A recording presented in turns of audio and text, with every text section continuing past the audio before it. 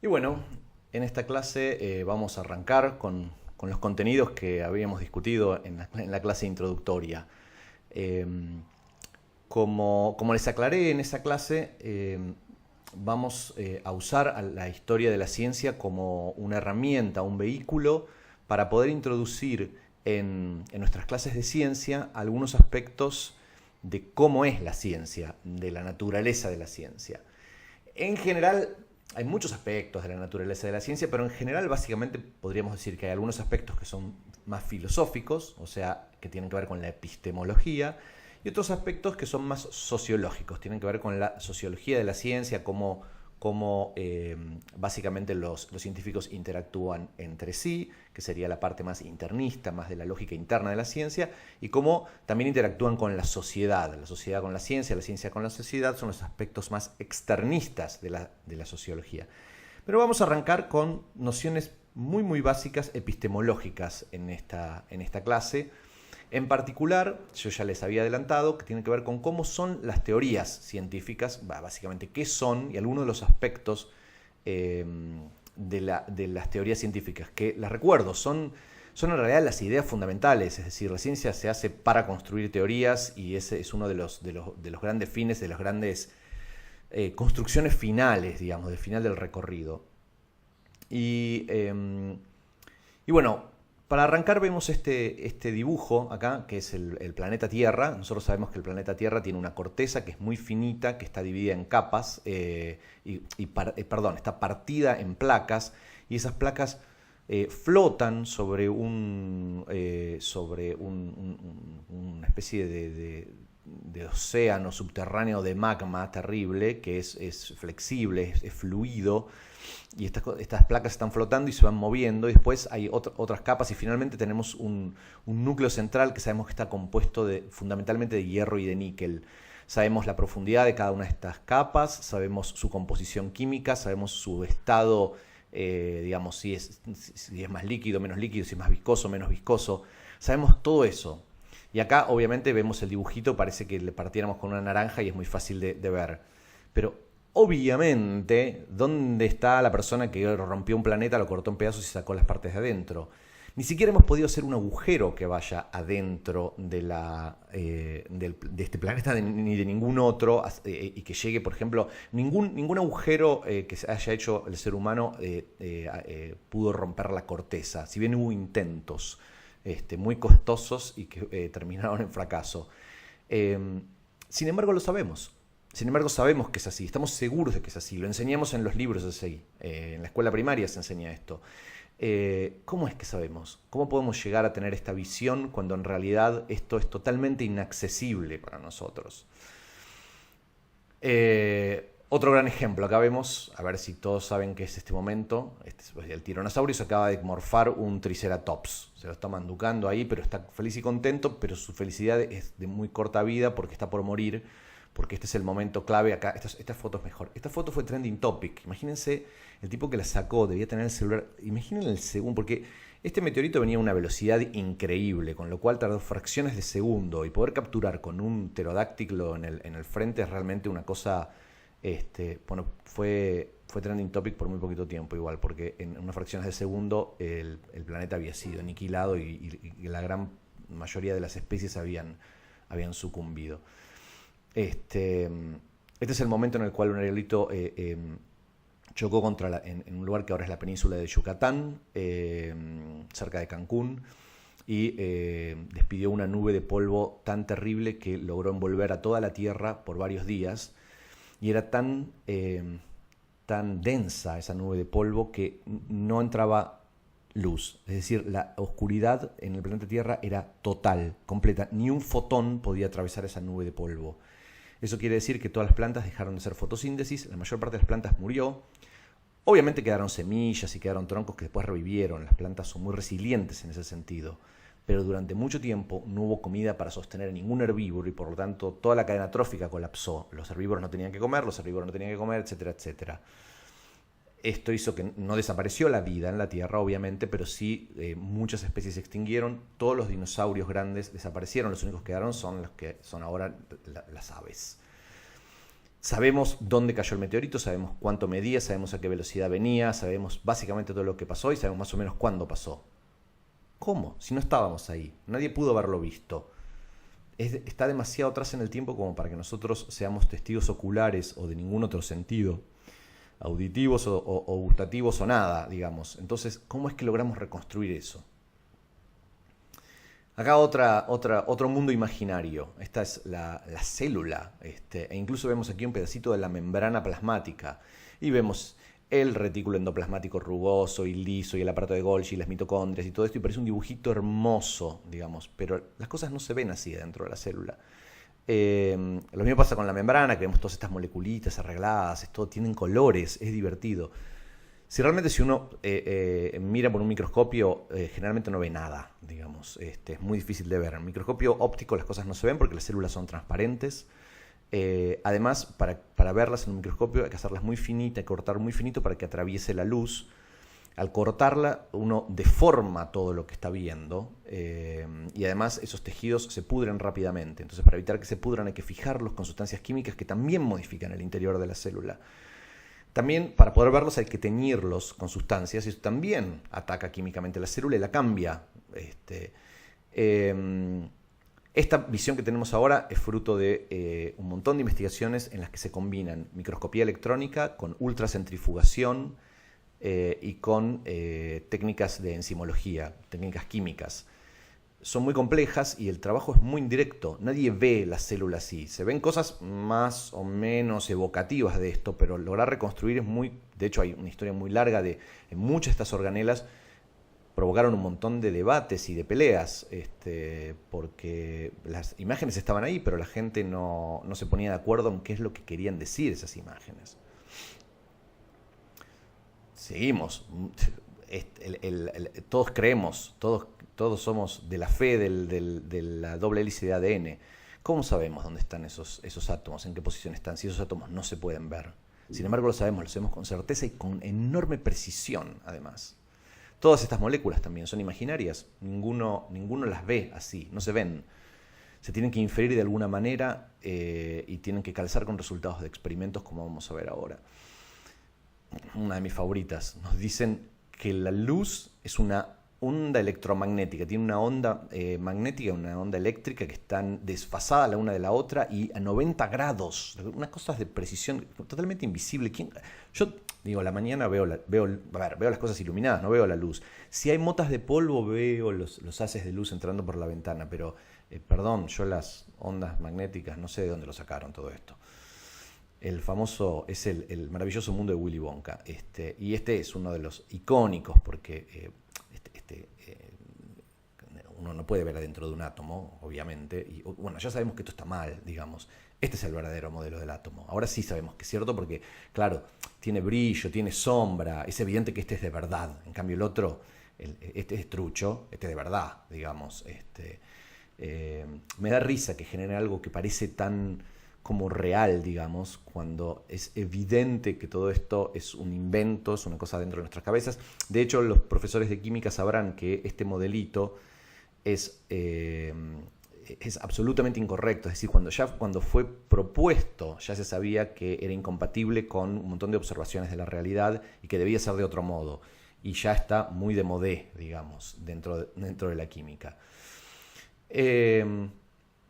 Y finalmente, lo que nos ocupa, espero que hayan leído la viñeta histórica, el sistema solar, digamos. Y acá vamos al sistema solar moderno.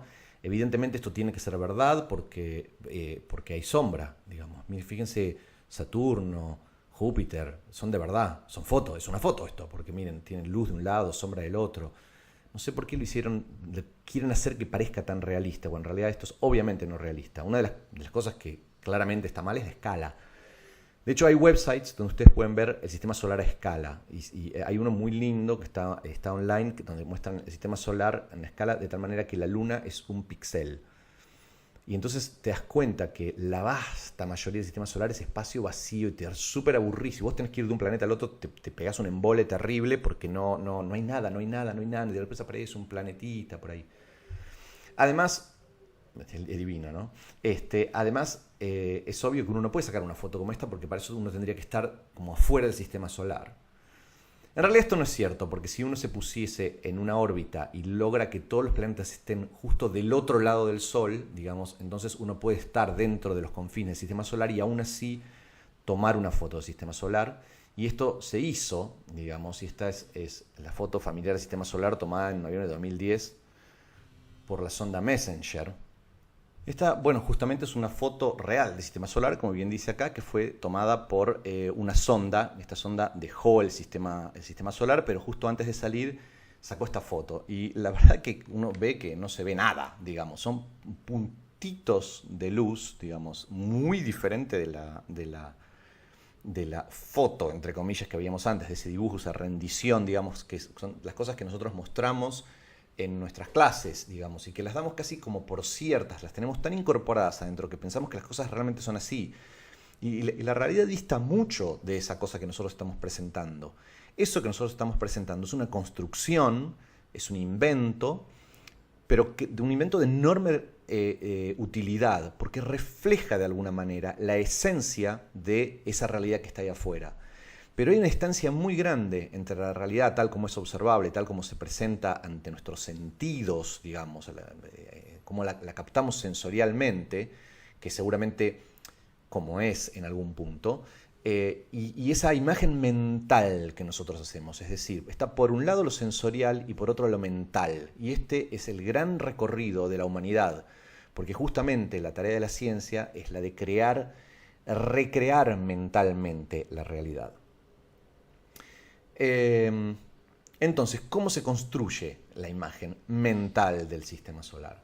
Bueno, eso un poco lo vieron brevemente en la viñeta que yo les presenté, que espero hayan leído con atención, pero vamos a repasarlo mínimamente para destacar acá algunas de esas características.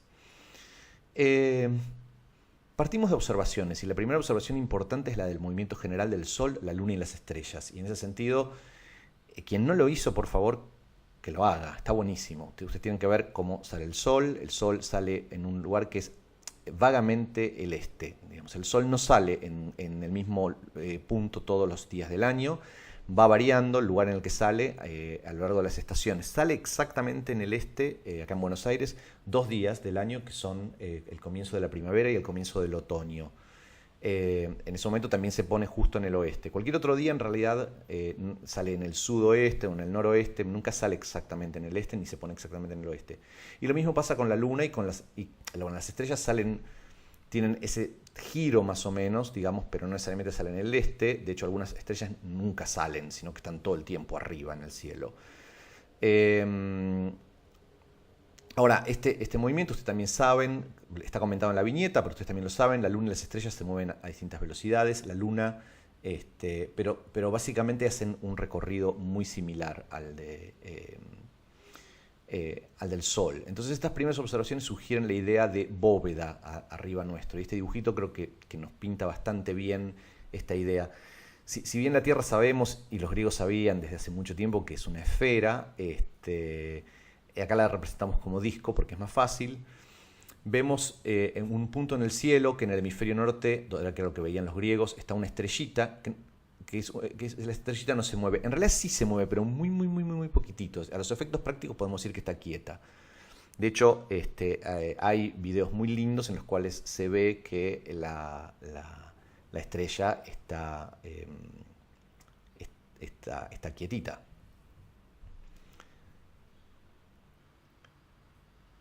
Esto es un video de un monte en Hawái. Eso es un time lapse, o sea, van sacando fotos cada tanto, entonces la imagen parece acelerada. Vemos las nubes, es de día sobre este monte ahí en Hawái, y ahora rápidamente va a caer la noche. Y al principio la cámara se confunde un poco y después ajusta su apertura, entonces ahora parece que no vemos nada, pero ahí la cámara ajusta rápidamente y vemos las estrellas moviéndose. Vemos cómo se mueven las estrellas y yo lo que voy a hacer es apuntar, miren, ahí está Polaris. Y ahí eso es lo que se llama el polo norte celeste. Y las estrellas, todas las estrellas todas las estrellas y el Sol también salen en el este y hacen y se ponen en el oeste. La otra observación importante es que los astros se mueven a velocidades distintas. Eso también lo discutimos en la viñeta. La luna sale y se pone todos los días 1 hora más tarde, o sea que se mueve más lento que el Sol, y en 28 días vuelve a estar en la misma posición que estaba antes. Y las estrellas salen y se ponen todos los días un poquitito más temprano, o sea que se mueven más rápido que el Sol y vuelven al mismo lugar, no en 28 días, sino en un año. Bueno, esto, por supuesto, si la bóveda se está moviendo, si es una única bóveda, ¿cómo es posible que el Sol, la Luna y las estrellas se mueven en el mismo camino, pero no se chocan o la bóveda no se rompe en pedazos? Y esto se resolvió mentalmente proponiendo que había esferas separadas, cada una más cerca de la Tierra que la otra. Y gracias a que hay eclipses, nosotros podemos saber muy sencillamente que la Luna tiene que estar más cerca de la Tierra que el Sol, porque cuando la Luna y el Sol están justo en el mismo lugar del cielo, la Luna tapa al Sol y no el Sol a la Luna. Fíjense lo tarado de esta observación. La observación es muy tontolona y sin embargo es de una enorme penetración, digamos, intelectual, porque nos dice algo del universo que es muy difícil de observar. Cuando uno mira el Sol, cuando uno mira el cielo, digamos, ve como una cosa redonda pero plana, digamos, no tiene profundidad. Digamos, mirándolo es imposible saber si el Sol está más lejos o la Luna está más lejos. No hay percepción de la profundidad en el cielo. Sin embargo, la profundidad aquí es mental, porque al ver un eclipse, vos te das cuenta que necesariamente la Luna tiene que estar más cerca. Y si la Luna está más cerca, evidentemente es más chiquita que el Sol, porque los dos tienen el mismo tamaño en el cielo. O sea, fíjense de una observación todo lo que uno va deduciendo. Los griegos les costó mucho saber cuál era la distancia acá al Sol y acá a la Luna, con lo cual no sabían cuánto más grande es el Sol que la Luna, pero en algún momento lo lograron calcular. Y finalmente llegaron a una imagen en la cual la Tierra está en el centro y después más allá tenemos la Luna, Mercurio, Venus, el Sol, Marte, Júpiter y Saturno y después las estrellas. Y cada una en su bóveda, cada una moviéndose por su cuenta. Es una imagen muy detallada, muy linda. Es decir, que entonces es una imagen, ¿no? El sistema solar como lo entendían los griegos en ese momento. El sistema solar es la imagen, porque lo que uno ve es el cielo y se ve astros moviéndose. Pero esa imagen explica un montón de cosas. Es decir, cuando nosotros pensamos en esa imagen, nos calma, nos damos cuenta que tiene sentido, que coincide, explica todo lo que vemos en el cielo. O sea, lo que vemos en el cielo sería una manifestación visible de una realidad más profunda, que es como ese sistema solar. Nosotros no tenemos acceso sensorial a esa realidad más profunda, entonces debemos construir una imagen mental y en algún punto confiar que esa imagen mental realmente está más cerca de la realidad profunda que lo que nuestros sentidos están. El historiador Daniel Boorstin dijo alguna vez que la ciencia comenzó cuando la humanidad rompió su yugo con el sentido común y con los sentidos sensoriales. Pudo trascender lo que uno ve para empezar a forjar lo que uno concibe que es la realidad. Entonces esta imagen, además de que explica muchas cosas, tiene que parecer lógica o elegante o bella. Te tiene que dar una sensación de que vos decís, ah, sí, claro, es así, ahora lo entiendo, es de esta manera. Y también nos tiene que ayudar a visualizar fenómenos en la realidad. Es decir, explica las cosas, parece lógico y elegante, pero al ser una imagen, cuando la tenemos dentro de la cabeza, hace que todo calce con más facilidad. Nos da, de repente, vemos todo de golpe. Por supuesto, existe una pregunta muy válida, que es de verdad? O sea, ¿el sistema solar es así o es de otra manera? De hecho, nosotros sabemos que el sistema solar no es como lo concibieron los pitagóricos. Quiere decir que este sistema de generar imágenes mentales puede tener un problema, que vos podés generar la imagen incorrecta. Entonces, ¿qué hacemos si hay dos visiones alternativas? ¿O cómo podemos sacarnos la duda de si es verdadero o no es verdadero? Este es un problema filosófico de primera envergadura, pero bueno, lo vamos a ir atacando después.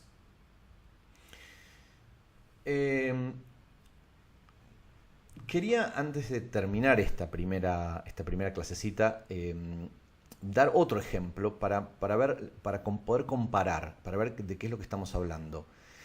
Esto es un tiranosaurio Rex. Esto es de una de las últimas películas de la saga de Jurassic Park.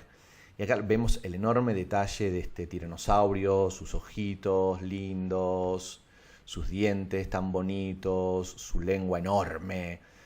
Tiene toda una personalidad, digamos, y está reconstruido con un enorme nivel de detalle. ¿Cómo sabemos que el dinosaurio era así? O sea, todas las cosas que yo les fui presentando antes, cómo es adentro de la Tierra, cuándo se murieron los dinosaurios, cómo son los átomos, cómo es la célula adentro, cómo es la luz, etcétera, etcétera. Todo eso evidentemente lo sabemos de alguna otra manera. Hemos construido imágenes mentales y la imagen que tenemos de los dinosaurios también es mental, porque nosotros nunca fuimos testigos de un dinosaurio moviéndose.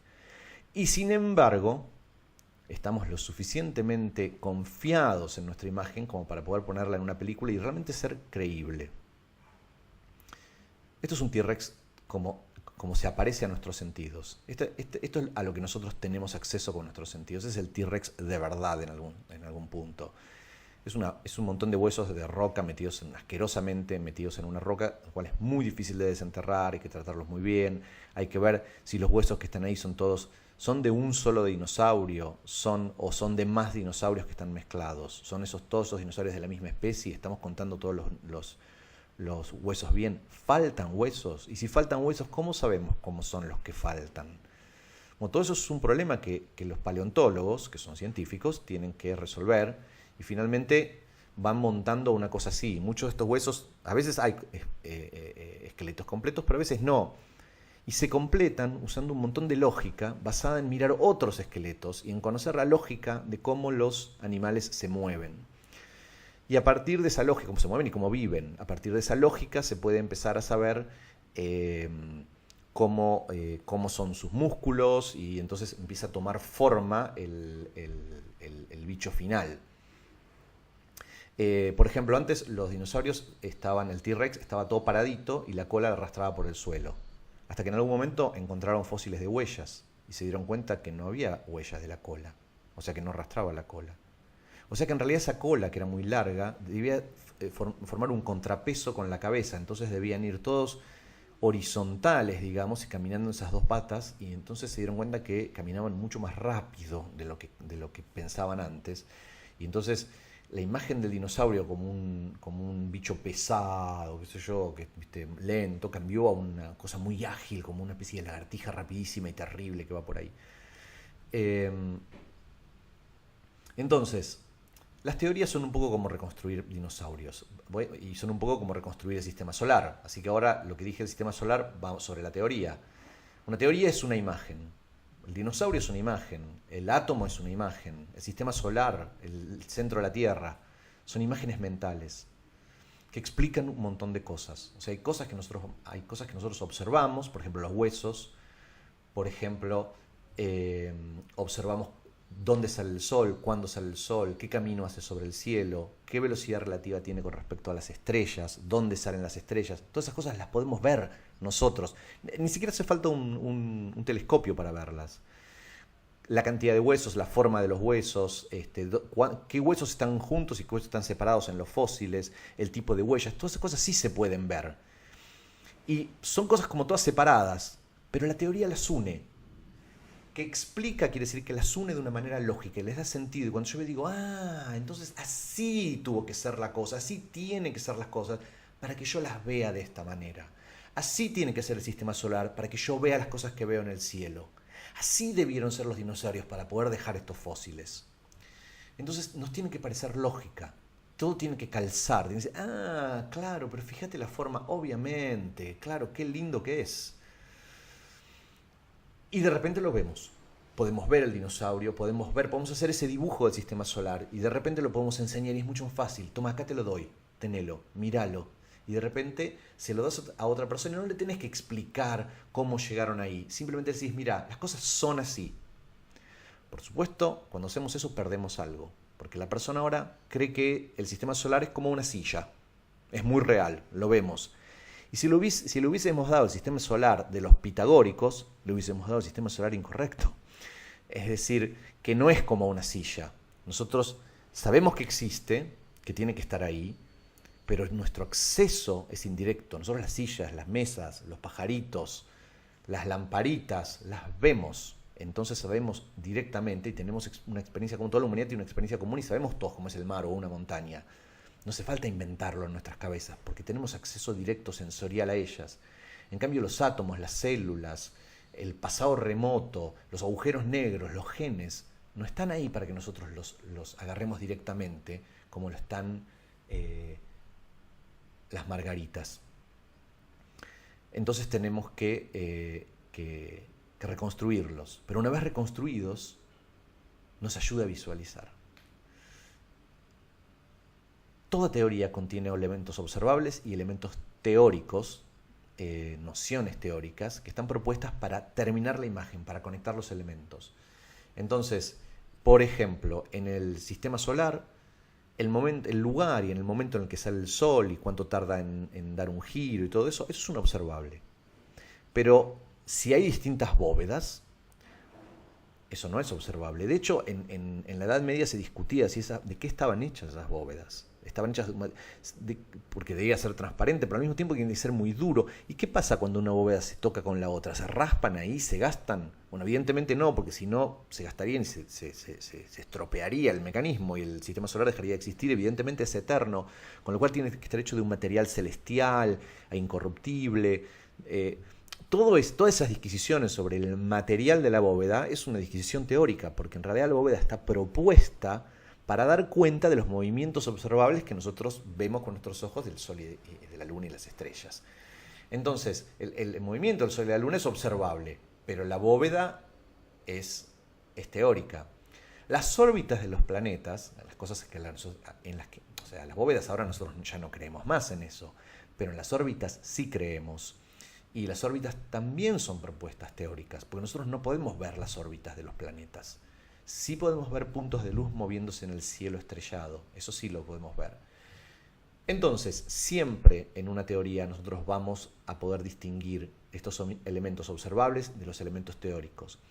Y esta es la primera gran moraleja desde el punto de vista epistemológico. Y lo que vamos a hacer de acá en más es tratar de identificar los cuerpos teóricos que estamos enseñando en el aula y ver cómo podemos hacer que nuestros alumnos, este es el gran desafío, les dejo tarea para el hogar, el gran desafío es ver las teorías que nosotros tenemos que enseñar en el aula y ver cómo ayudamos a nuestros alumnos para que ellos puedan distinguir entre los elementos observables de esa teoría y los elementos teóricos. Esta es la primera línea de defensa para evitar que te vendan buzones. Poder distinguir cuando vos te dan el paquete completo y te dan el sistema solar. Bueno, te dan en la primaria está muy bien, pero digamos lentamente va a haber que armar un currículum. La idea es que cuando uno termine la escolaridad tenga cierta destreza para poder distinguir entre estos tipos de elementos, los observables y los teóricos. Entonces, en algún punto lo que nosotros estamos planteando es, como para ir resumiendo algunas cosas, es que las teorías siempre nos hablan de un conjunto, de una realidad, digamos, de la cual algunos puntos son observables. Y la teoría lo que busca es encontrar conexiones entre esos puntos. Entonces, representemos estas rectas serían conexiones que uno va estableciendo. La conexión entre los puntos no es necesariamente obvia, entonces es más bien una especie de noción teórica. Por eso la rayita la puse en rojo, porque las conexiones son propuestas teóricas en algún punto. Entonces uno va viendo que empieza a emerger un patrón, por ejemplo, empieza a encontrar conexiones entre los observables y entonces va emergiendo un patrón y entonces dice, pero en este patrón a mí me parece que, formó un dibujo particular, o sea que, ¿saben qué? Yo voy a proponer dos cosas que no hemos observado, pero que yo creo que deberían estar ahí para completar el patrón, digamos. Entonces, por ejemplo, acá voy a poner una roja más. No sé, es una representación. Lo que quiero decir con esto es que uno podría concebir a todos los elementos observacionales, como las distintas observaciones que va haciendo, como un espacio de puntos. Y la teoría lo que hace es trata de buscar darle coherencia. Entonces yo, por ejemplo, acá veo la estrella, entonces ya no veo puntos separados. Veo el patrón, veo las cosas que los conectan, veo el esquema general, veo la imagen que le da coherencia y le da sentido a todo esto. Esa es la teoría. Y la teoría entonces le faltan algunos pedazos que son cosas que no son observables, como la existencia de los átomos o de los ecosistemas o que sea. Entonces, la propuesta de estas entidades no observables le termina de dar coherencia a todo esto. Entonces, en una teoría siempre van a convivir nociones teóricas con observables, pero el objetivo de todo el emprendimiento teórico es justamente generar esta imagen, esta estructura que nos permita visualizar, aprender y manejar, manipular la realidad en forma más sencilla. Entonces, ¿qué nos dice esto respecto de cómo damos clases, digamos? Bueno, hay muchas cosas que podemos decir respecto de esto. Empecemos con algunas en esta clase. Si nosotros tenemos que en la teoría van a convivir observables y nociones teóricas, pero que hay una relación entre esas dos cosas, podríamos decir que los observables sugieren nociones teóricas y las nociones teóricas acomodan a observables. No estoy dando a entender por esto que la observación de cosas siempre preceda temporalmente a armar una noción teórica. Hay veces que las teorías se van armando medio como de la imaginación, como si fuera un cuento chino, y uno después encuentra las observaciones a posteriori. Es más, nosotros sabemos que el simple hecho de observar se realiza desde una concepción teórica. Es decir, para poder ver cosas, uno las tiene que tamizar a través de alguna concepción teórica, aunque sea una proto-teoría, digamos. Eso se dice en forma filosófica, en epistemología, que las observaciones tienen una carga teórica.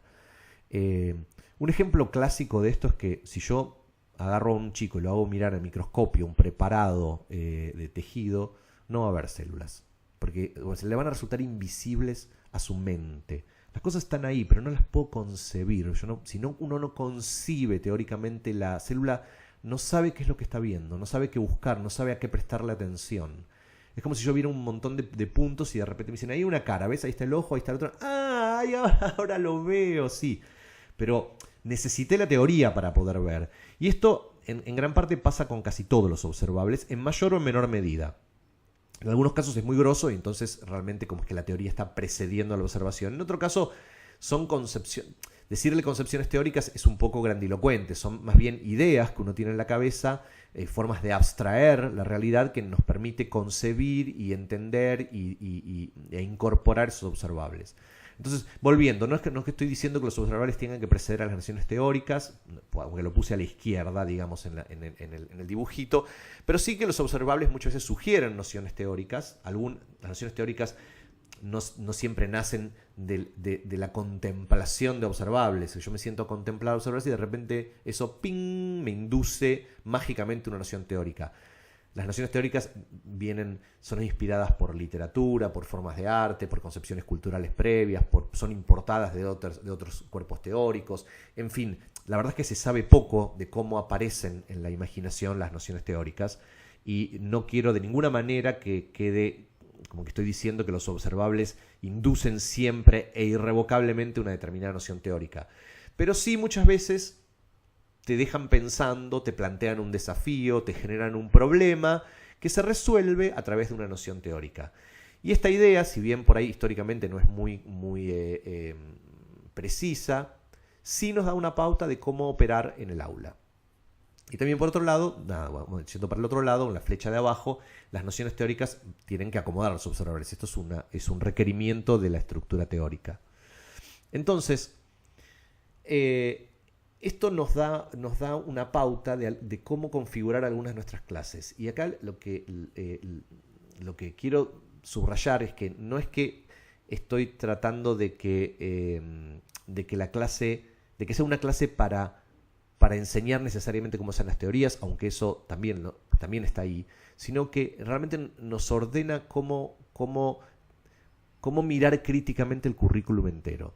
Fíjense, nosotros podríamos empezar, y esto es una sugerencia, por determinar cuáles son las ideas teóricas que nosotros queremos enseñar. O sea, yo quiero enseñar que existen los átomos, quiero enseñar que tienen una estructura interna, quiero enseñar que tienen una capacidad de combinación, una reactividad distinta. Quiero enseñar que hay distintos tipos de enlaces, hay enlaces covalentes, hay enlaces iónicos. Quiero enseñar la evolución, quiero enseñar que hay selección natural, que hay un ancestro común, que hay ecosistemas, que hay poblaciones. Quiero enseñar electricidad, quiero enseñar que hay cargas que se mueven adentro de conductores, no sé, en definitiva, decido cuáles son los conceptos teóricos a los que yo quiero llegar. Lo más probable es que en nuestros programas, nuestros diseños curriculares estén plagados de nociones teóricas, porque esas son justamente las perlas que uno le quiere regalar a sus estudiantes. Son las cosas a las que llegó la humanidad y que son las que debemos enseñar en el colegio, en la escuela. Por lo tanto, las nociones teóricas siempre ocupan un lugar privilegiado en el diseño curricular, porque es aquello a lo que queremos llegar, es nuestro destino, es nuestro punto final. Entonces, empecemos, y esto es muy bueno porque entonces hacemos un diseño de atrás para adelante, digamos, empezamos por a dónde queremos llegar. Quiero llegar a esta teoría. Bueno, entonces nosotros como docentes deberíamos identificar cuáles son las observaciones que la teoría acomoda y que presumiblemente por ahí le dieron origen o le sugirieron esas nociones teóricas o fueron los desafíos y los problemas que la teoría busca resolver. Entonces una vez que yo identifico eso, por eso digo, bueno, yo la verdad que quiero enseñar enlaces iónicos y covalentes. Bueno, voy a tener que entonces hablar de ¿cuáles son las propiedades que a mí me interesan? Bueno, por ejemplo, la conductividad eléctrica de los materiales o qué le pasa cuando se disuelven en agua, el punto de fusión. No sé, hay algunas observables que a mí me indujeron a pensar que hay dos tipos de enlaces. Y bueno, entonces yo voy a tener que hacer hincapié en eso, porque si mis estudiantes no entienden bien de qué se tratan esas observaciones, no entienden la fenomenología, los fenómenos que la teoría busca acomodar, entonces cuando yo les enseñe las teorías es como que si les estuviera dando la respuesta a una pregunta que nunca se hicieron.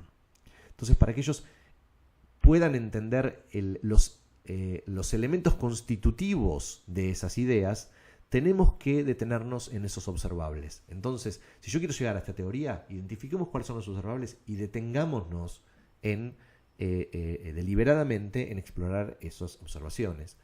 O sea que voy a tener que crear situaciones que expongan a los alumnos a esas observaciones. Entonces vamos a un ejemplo. Imaginemos la teoría del ancestro común. Ustedes saben que la teoría de la evolución en realidad son muchas teorías. Eso está expuesto por el pensador Ernst Mayr muy elocuentemente en varios de sus libros, pero digamos, y está bueno, es muy convincente que la teoría del ancestro común es distinta de la teoría de la selección natural, digamos.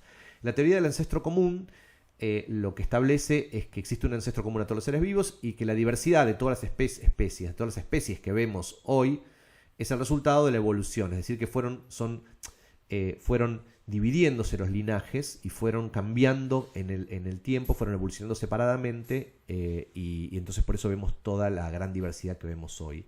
Y no que cada una de las especies apareció como un acto independiente de creación, no de creación divina, sino de como que apareció, digamos, de alguna manera. O sea, lo que dice es, el mecanismo de aparición de las especies o todas las especies dependen las unas de las otras porque fueron evolucionando unas de las otras, o son actos independientes, son sucesos independientes, digamos. Entonces, ¿cuáles son las observaciones que la teoría busca acomodar, o cuáles son esas observaciones que eran problemáticas y que la teoría viene a resolver? Hagamos un pequeño paneo de esto para ver cómo funcionaría. Entonces, Darwin lo que hizo... Hay tres argumentos fundamentales y otros menos importantes, pero los tres argumentos fundamentales están expuestos en tres capítulos distintos al final del origen de las especies. Una de las cosas que él dice es que es el argumento biogeográfico. Dice, en los lugares del mundo hay distintos tipos de bichos. Por ejemplo, los sedentados son un tipo de animal que existe solamente en Sudamérica y un poquitito en Norteamérica, qué sé yo, y que tienen a los osos hormigueros, a los perezosos y a todo tipo de mulitas, digamos. Tienen una anatomía particular, están muy relacionados. Y no hay edentados en otras partes del mundo, a pesar de que otras partes del mundo tienen climas y topografías, o sea, tienen ambientes que son perfectamente propicios para la vida de los edentados. Sin embargo, los edentados están limitados a Sudamérica. Lo mismo pasa con los marsupiales. Los marsupiales viven solamente en Australia y en Nueva Guinea, en esos lugares, pero no aparecen en otros lados, a pesar de que podrían perfectamente vivir en otros lados, porque entonces no es el ambiente en ese sentido. Entonces, si no es el ambiente, ¿qué es? De hecho, esto también correlaciona con el hecho de que en Sudamérica hay fósiles de edentados y no hay fósiles de edentados en ningún otro lado. Entonces, ¿por qué? Si uno piensa que cada especie apareció en forma independiente, esto es un misterio. O sea, ¿por qué aparecieron en forma independiente, pero solamente en Sudamérica los edentados? En cambio, si uno piensa que los edentados están en Sudamérica, limitados a Sudamérica, porque el ancestro común apareció en Sudamérica, entonces todos los otros después no se pudieron desplazar muy lejos y fueron evolucionando ahí, entonces la cosa tiene sentido. El otro gran argumento es el de la homología, y entonces Darwin lo que ve es que si uno, por ejemplo, toma los miembros superiores de una serie de mamíferos, cada uno es muy distinto. Por ejemplo, acá vemos la mano de una persona, de un gato, de una ballena y de un murciélago. Y tienen estructuras muy distintas porque evidentemente están adaptados a funciones completamente distintas. Uno es para volar, uno para nadar, otra para volar, uno como para saltar y agarrar y otro como para agarrar cosas. Entonces, que sean distintos no es una sorpresa. Lo que sí es una sorpresa es que sean tan parecidos. ¿Por qué siempre el primer hueso es uno, después vienen dos, después vienen un montón de chiquitos y después vienen los dedos? No puede ser por la forma de vida, porque cada uno tiene una forma de vida completamente distinta. Entonces, ¿por qué son similares? Si cada uno es una forma independiente, cada uno tendría que tener la estructura que mejor se adapta a su forma de vida. Pero si todos devienen de un ancestro común, entonces seguramente esta es la estructura ancestral. Y lo que estamos viendo son modificaciones de esa estructura ancestral. Y el tercer argumento es que el tipo de clasificación que nosotros tenemos es en forma de árbol, porque son cajas adentro de cajas. Nosotros sabemos, por ejemplo, que el león, el gato, el coyote y el perro son todos carnívoros. Todos esos son cosas que tienen en común y que los distinguen de otros mamíferos, como los roedores, por ejemplo. Tienen otra estructura. Sin embargo, los carnívoros uno los podría dividir en dos familias, Felidae y Canidae, que son como los cánidos y los félidos, por decirlo de alguna manera, que a su vez se pueden dividir en otras cosas. Por ejemplo, la familia Felidae se divide en dos géneros, Felis y Pantera. Canidae tiene varios géneros, unos canis, digamos. Dentro del género canis tenemos dos especies, las del perro y la del coyote. Y dentro del género Felis tenemos varios, pero alguno de ellos es el gato. Y dentro del género Pantera también tenemos varios, uno de ellos es el león. Entonces, la clasificación es como de cajas adentro de cajas. Y esta clasificación se la puede proyectar en 3D, como en forma de telescopio, digamos, y te queda como un árbol. Y ese árbol es sumamente reminiscente de un algo que pasó en el tiempo. Es decir, en algún momento seguramente hubo un ancestro común de todos los carnívoros, que era un carnívoro ancestral, que después se fue dividiendo y evolucionó, por un lado, en los caninos, digamos, y por eso todos los perros medio que se parecen entre sí, porque todos tienen un ancestro común. Todos los felinos también se parecen porque tienen un ancestro común. Todos los bichos del género Pantera, como el león, el leopardo, el tigre, todos son del género Pantera, todos tienen un ancestro común, mientras que el gato, el lince, otras cosas que pertenecen al género Felis, todos tienen un ancestro común. Entonces, estos tres sets de observaciones, los problemas biogeográficos, los problemas de clasificación, los problemas de homología, son todos sets de observaciones, son cosas que uno observa, que son misteriosas o inexplicables si uno asume que las especies aparecen en forma independiente, pero que cobran todo el sentido del mundo si uno incorpora la teoría del ancestro común. O sea, la teoría del ancestro común acomoda y le da sentido a toda esta serie de observaciones. Entonces, en el aula, si nosotros queremos enseñar ancestro común, tendríamos que detenernos en ver la clasificación, pero no en media horita. O sea, tenemos que explorarla. Y si vamos a ver clasificación, veámoslo antes que el otro, o veámoslo en consonancia con el ancestro común. También la homología, no puede ser un capítulo, no es la evidencia, ahí una nota al pie, digamos. Veamos que entiendan bien homología, que entiendan bien cuáles son esas observaciones. Veamos varios ejemplos de homología. Lo mismo con la biogeografía. Incluso podemos dividirlos en grupos y cada uno haga un trabajo práctico y explore a fondo y haga un trabajo especial sobre clasificación. Nosotros hacemos un trabajo especial sobre homología, otros hacen un trabajo especial sobre biogeografía. Que identifiquen entonces después, una vez que dominan ese tema, se puede identificar las problemáticas que aparecen de ese tema a la hora de pensar en la evolución. Pero por entonces ya dominan esto. Entonces, el pensar a la teoría como el punto final al que debo arribar me permite identificar cuáles son los hitos observacionales en los que yo debo hacer hincapié y que conozcan bien. Entonces eso me estructura el currículum porque me dice en qué cosas yo debo profundizar, tanto en lo observacional como en lo teórico, y me da cierta coherencia en lo que estoy haciendo. De Yapa, además, los alumnos pueden advertir justamente, podemos más fácilmente llamar la atención sobre la diferencia entre observables e nociones teóricas, que es uno de los puntos de la naturaleza de la ciencia que nosotros deberíamos estar enseñando. Es uno de los aspectos epistemológicos que nosotros podemos abordar en estas clases y que, a mi juicio, deberíamos abordar en estas clases. Pero entonces, lo que vemos es que esta mirada epistemológica no solo nos dice contenidos que nosotros tenemos que enseñar, que estos contenidos serían la diferencia entre observables y nociones teóricas. La diferencia entre observables y nociones teóricas es un contenido de orden epistemológico que es muy importante que los alumnos sepan. Entonces, lo primero que esto nos dice es que hay un contenido a enseñar. Y además nos da ciertas pautas de cómo enseñarlo. Nos dice, bueno, tendríamos que identificar claramente cuáles son las nociones teóricas y después ver cuáles son las observaciones que busca acomodar y buscar esas observaciones y ir en profundidad en ellas. Y con esto creo que damos fin a esta clase 3 y nos vemos en la próxima. En definitiva, nosotros podemos hacer un diseño de nuestras clases, un diseño de nuestro currículum de atrás para adelante, es decir, empezando por el fin, por el final, a lo que uno quiere llegar, por tu destino, que en este caso serían, en esta propuesta, pues hay muchas otras, serían las nociones teóricas que uno desea enseñar. Y entonces, en base a eso, uno puede mapear cuáles son los observables necesarios para comprender el problema y conceptualizar el marco teórico. Es decir, todas aquellas cosas que si los alumnos, los estudiantes, no las observaron o por lo menos no son conscientes de que existen como observables, entonces las nociones teóricas van a tener muy poco sentido, digamos.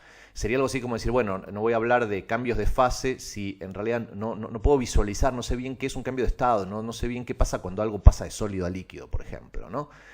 Entonces, en base a los observables, yo voy a armar todas mis clases, en principio yo propongo iniciales, basadas en la fenomenología, perdón, está mal escrito ahí, en la fenomenología, es decir, en los fenómenos, y el aspecto empírico de la ciencia. Si quieren más literatura, en un libro que escribimos junto con varios autores, incluida Melina Furman, de esta especialización, hablamos ahí de cómo fomentar el aspecto empírico, pero digamos, estos observables estarían anclados fundamentalmente en esto, en mirar a la ciencia desde su punto de vista empírico, de cuáles son las bases fenomenológicas que yo tengo que poner en su lugar para después poder avanzar en la construcción de las ideas. Y finalmente, clases finales que construyen sobre lo otro. Insisto, este no es el único camino, es uno propuesto nada más. Entonces uno introduce el marco teórico que acomoda las observaciones, es decir, resuelve el problema. En rojo uno resuelve el problema que estuvo planteado en azul. Una vez que están todas las observaciones en su lugar, dicen, bueno, ¿esto cómo lo explico? ¿Cómo lo acomodo? ¿Cómo le doy sentido a esto? Bueno, entonces ahí las nociones teóricas vienen a resolver el problema. Y bueno, esto ha sido todo por esta clase y bueno, nos encontraremos en la próxima.